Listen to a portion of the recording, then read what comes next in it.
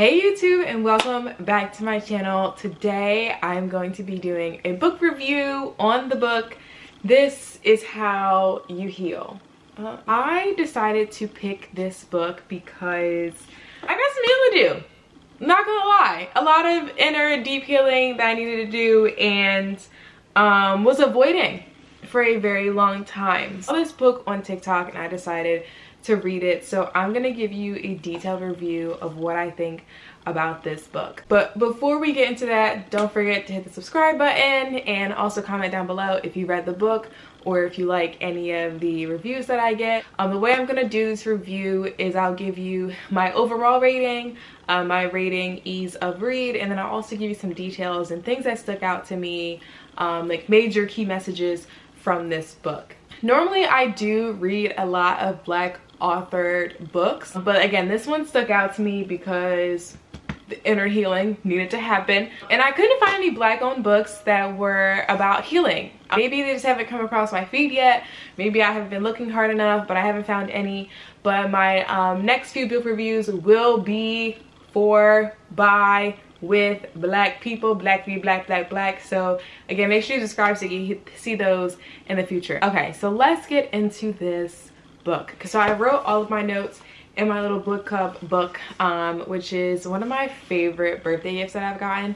It's linked below in the description box so you can check out the book accessories that I have on there. Let's get into this. So first I have the ease of reading rating. So I gave this a 5 because it's really a collection of essays. So Brianna West, the author of this book, actually wrote the book 100 Essays.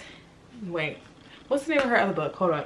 Oh, her other book is called 100 Essays That Will Change the Way That You Think. So that one's a collection of essays. This one is also a collection of essays as well. So it's a super easy read. It's something that you can definitely take to the airport with you. You can read leisurely on vacation. If your parents are anything like mine, like to show up to the airport 7 hours before the flight departs, you can definitely take this book along with you and read it then. You can read it like, you know, in the morning or a couple minutes before bed.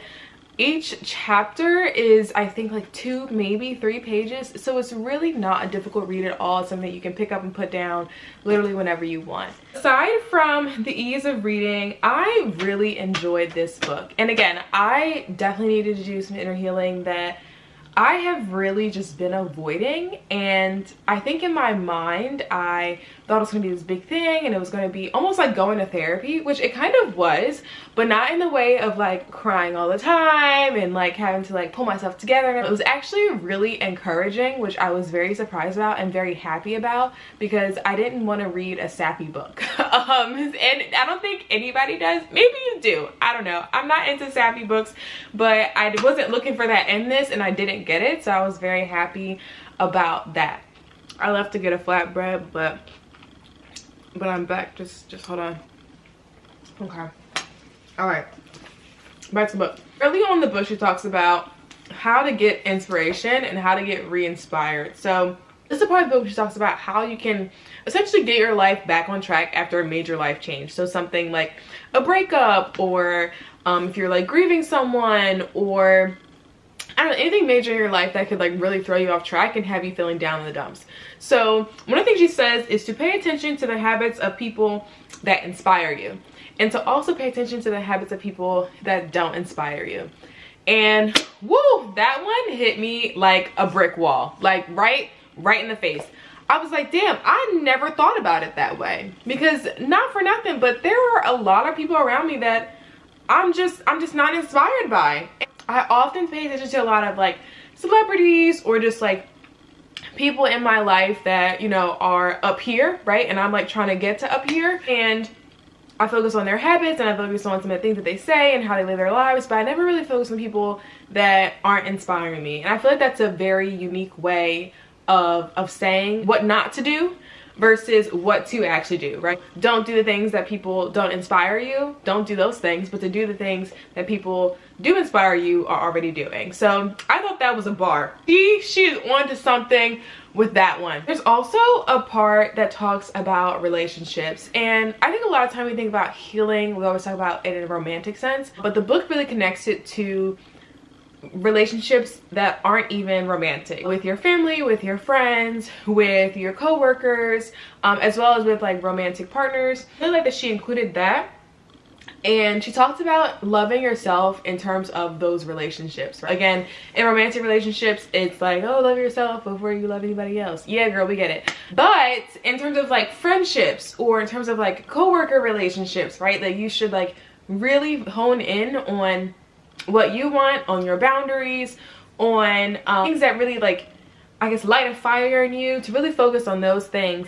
One unique comparison that she makes, or example that she gives with this, is with your parents and with your family members, which, not for nothing, but yeah, that one hit home. Every time I read this book, I just felt so inspired and like ready to take on the day. And I usually read in the morning. It's my favorite time of my day, and I think reading this book, I was so excited to read it every single day that I read it in 3 days. Like, that's how much I was like so into it and like really liked it. Okay, this was another really important point that I was like, girl, is speaking to my soul. Don't force yourself to heal. And this one was it. So I told you that I needed the healing, right? And I've been avoiding it for so long, and I was just like, I'll get to it when I get to it, you know, girl, whatever. If I had read this book like a few months before, it wouldn't have hit the same.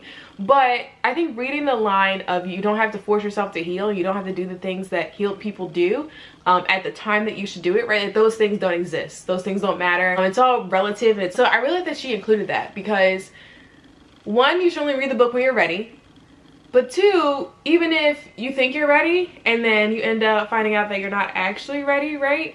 It's okay. You don't have to force it. You don't have to make it work. You don't have to be this, you know, complete whole person in the 2 weeks people think that you should be. Right? I really, really like that part. That part really hit home for me.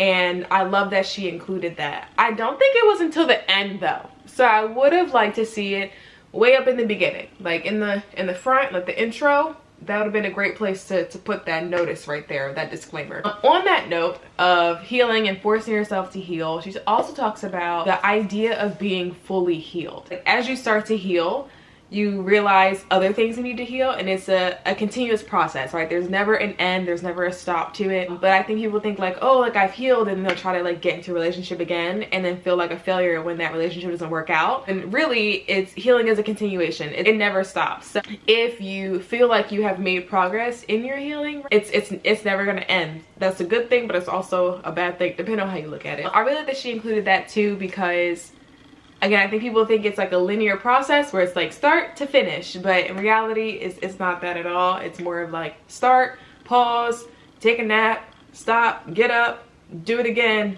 continue, pause, okay, keep going. So it's not as straightforward as a lot of people think that it is. So quick flat bar break, we're back. So this next part, she talks about what success looks like, especially going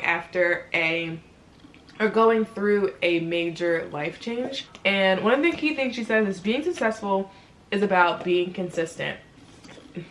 Wow. I really love this. I love this so much. Being consistent in your new pursuits is honestly the best way to become a successful person. But a lot of people, at least in today's day and age, right, want that like immediate results. They want to, I don't know, go viral. They want to get the big job. Success, and at least like in a career, can just be being consistent and making really, really small steps towards that goal, even if you aren't achieving like the huge grand goal at the end. I think this was such an encouraging chapter. I loved it so much, especially for me as a creator. Like, I put out content basically every day, every week, and there are a lot of weeks where the content just does not hit. It is a major flop, and I don't think people know how much time goes into either making YouTube videos or making content or like doing all the stuff, but it really sucks when your content flops, and there are way more flops than there are successes. It really sucks in that case, but this chapter really reminded me that success is just about being consistent and showing up every single day, because even though I've had a ton of flops, I've also had a ton of successes. If I hadn't continued every single day for the last, I don't know, 2+ years, I wouldn't be where I am right now. So that chapter really hit home for me, and I really, really love that. So the last thing I want to talk about is this. Okay, and this was in the beginning, so it was good that she put it in the beginning, and I was really happy about that. Okay, girl, we starting out on a strong suit. So in the beginning, she says, there is no greater failure than a life unlived.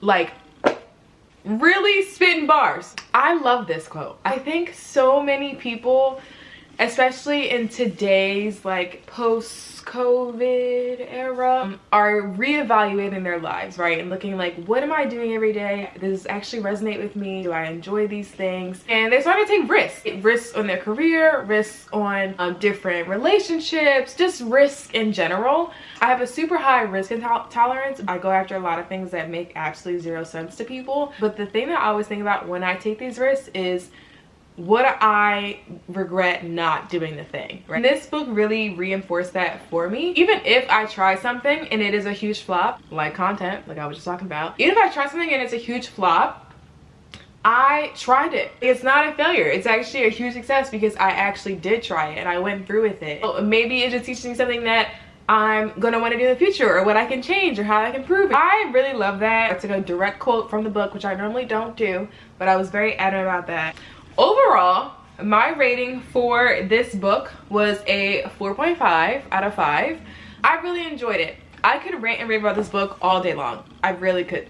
But I want to give you guys a chance to read it. I think it's a really great read. Again, it's a super easy read, so you can read it leisurely and it's not going to take up a lot of your time.